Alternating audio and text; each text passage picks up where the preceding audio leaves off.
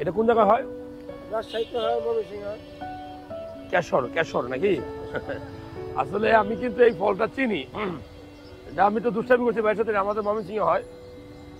মাটির নিচের আলু খাইতে বলি আমরা। মাটির নিচের আলু, মিষ্টি আলু, এই কেশর আলু, এরপরে তুলা গাছের মূল, এগুলো কিন্তু আমরা খেতে বলি।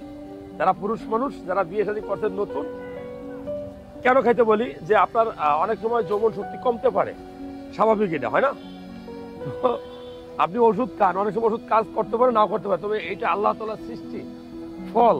হ্যাঁ, ফল মূল এটা খুব ভালো কাজ করে।